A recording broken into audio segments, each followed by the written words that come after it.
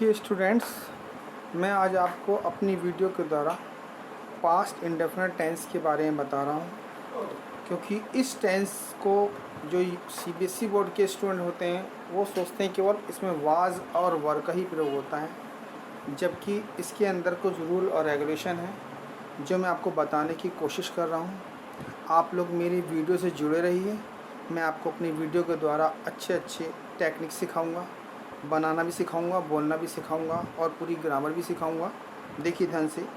सबसे पहले हम इसको रिकॉग्नाइज़ करते हैं स्टूडेंट्स की पास्ट इंडेफिनिट की पहचान क्या होती है। नंबर 1 रूल होता है इसका, ये हर कोई जानता है, जिसमें लास्ट में आपने देखा होगा कि ता था, ती थे और ते थे, ये वर्ड आते हैं लास्ट में। जैसे वह जाता था, वह खाता था, वह पीता था, वह नाचता था। दूसरा रूल इसका ये है कि लास्ट में सारी मात्राएं आती हैं। मात्राएं का मतलब स्टूडेंट्स, जैसे आपने पढ़ा होगा बड़े आ का डंडा लास्ट में आता है, बड़ी की मात्रा, छोटी की मात्रा, छोटे ओ की, बड़े ओ की, छोटी ए की, बड़ी ए की मात्राएं आ जाती हैं।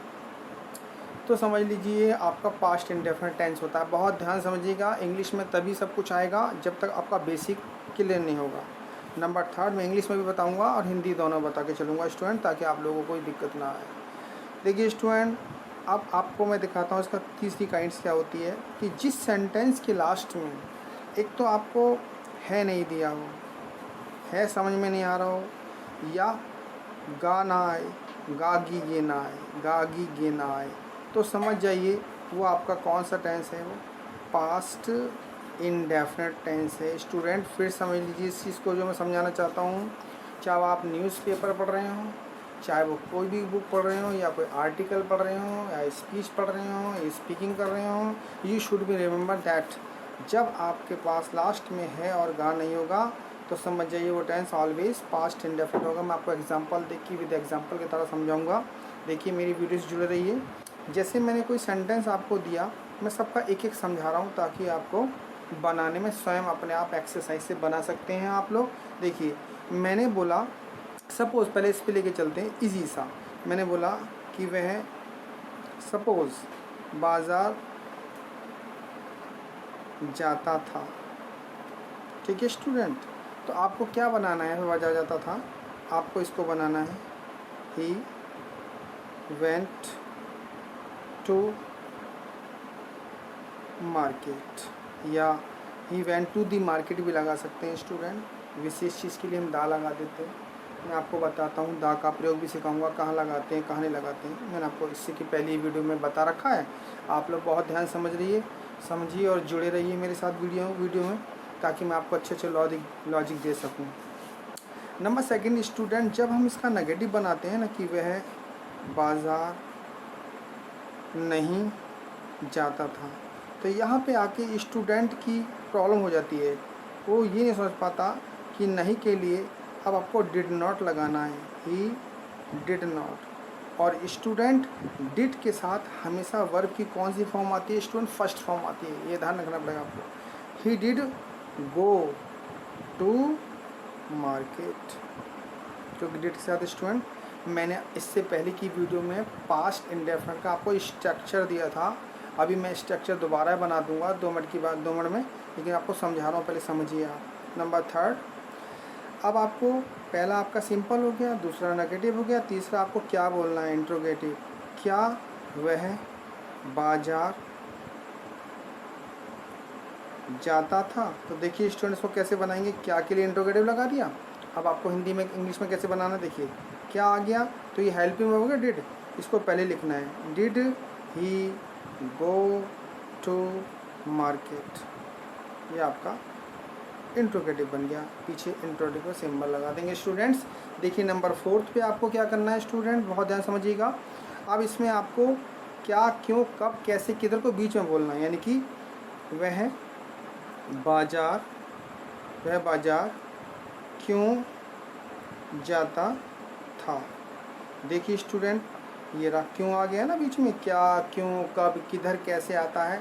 तो स्टूडेंट इसकी स्पेलिंग को बनाते समय हमें ध्यान रखना है, इसको पहले बोलना वाई और फिर हेल्पिंग बुलानी है did he go to market.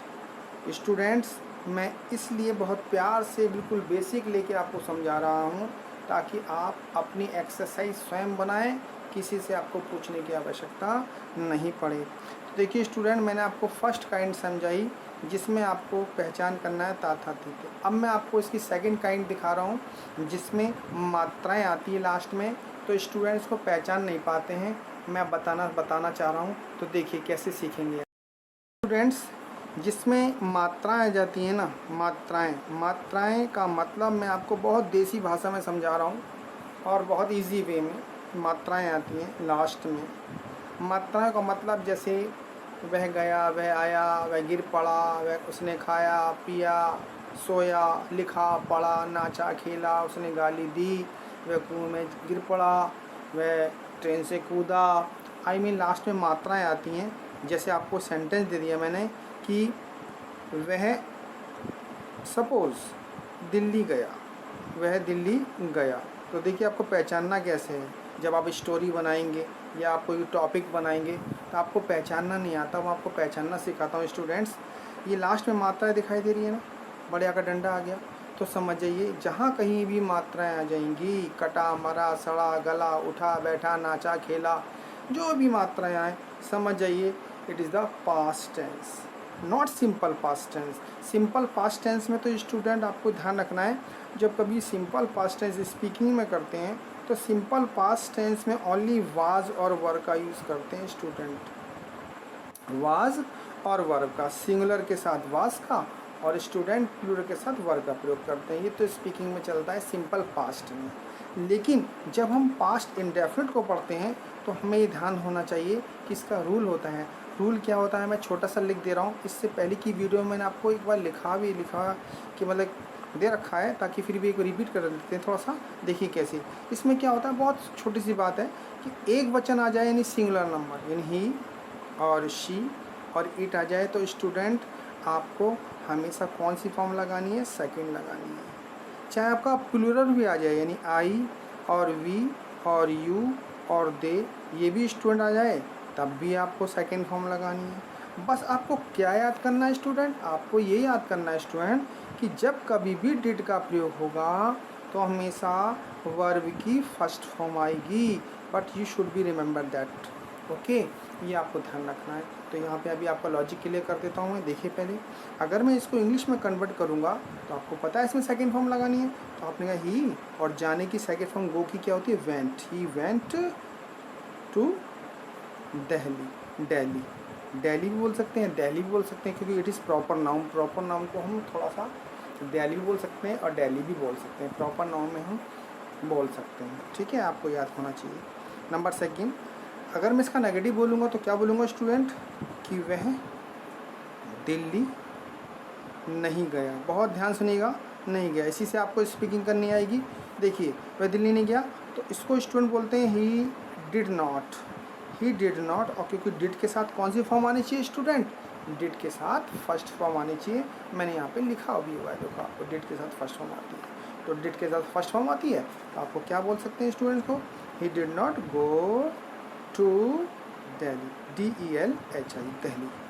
अब नंबर थर्ड पे जब हम क्या वाला बनाते हैं स्टूडेंट, तो यहाँ पे गलती क्या होती है, जब क्या वाला हम बनाते हैं कि क्या वह दिल्ली गया।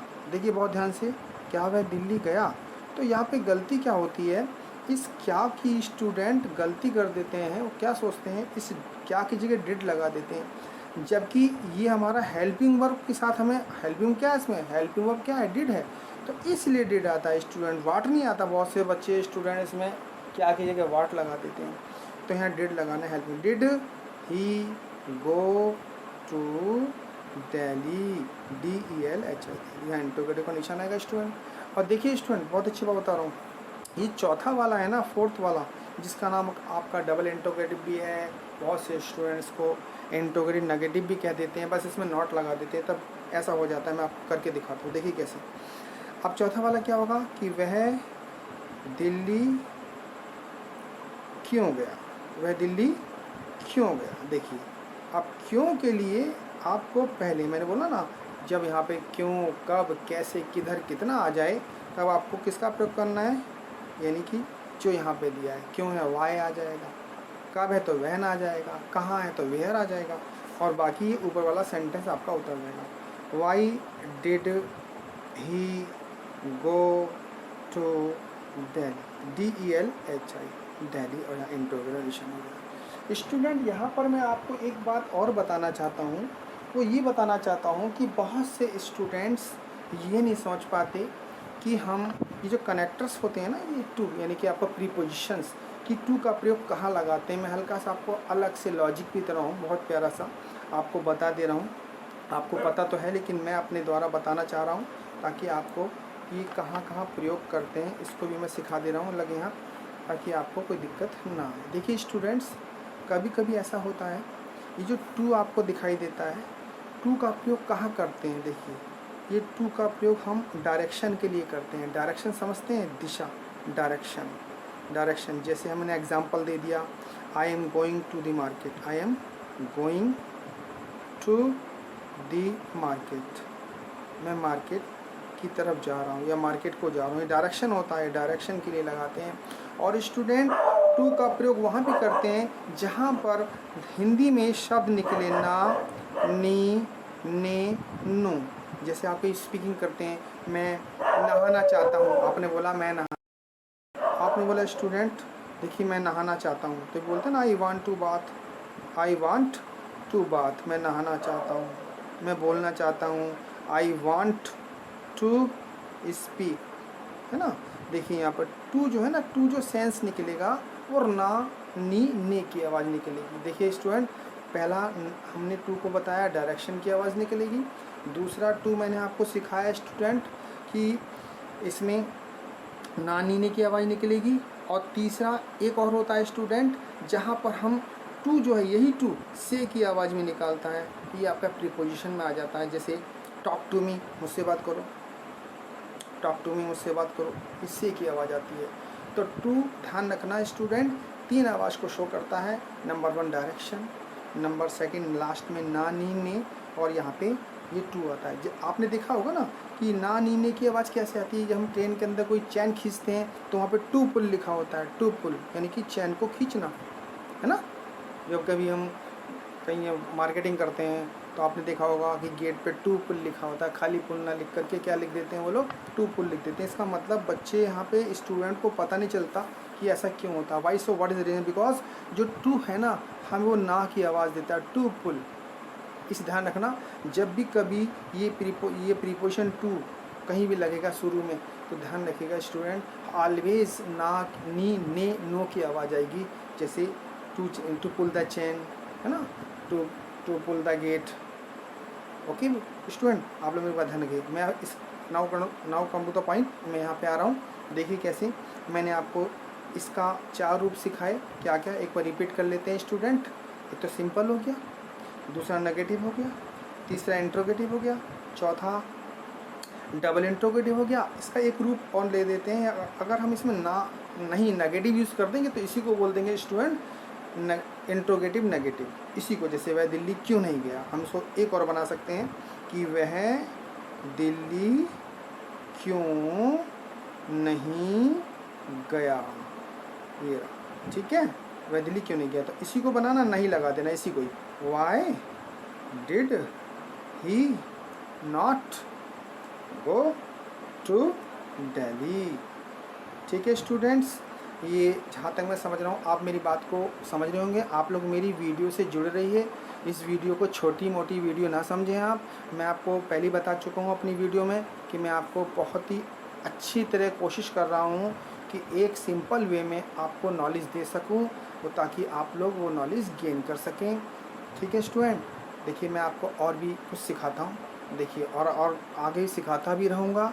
आपको यदि मेरी वीडियो अच्छी लगे तो उसे शेयर करना, लाइक करना और स्टूडेंट सब्सक्राइब भी करना, ताकि मेरा मनोबल बढ़ता रहे। और मेरा वादा है आपसे, अगर आप मेरी वीडियो से जुड़े रहेंगे तो मैं आपको घर बैठ के ही स्पीकिंग, ग्रामर और आपको एक्स्ट्रा नॉलेज भी दूंगा, ताकि आप स्वयं अपने आप को परफेक्ट कर सकें। You may be success in your life if you follow my advice. तो स्टूडेंट्स, अगर आपको मेरा पढ़ाना अच्छा लगे तो मेरी वीडियो को लाइक करना, शेयर करना, सब्सक्राइब भी करना। Thank you students.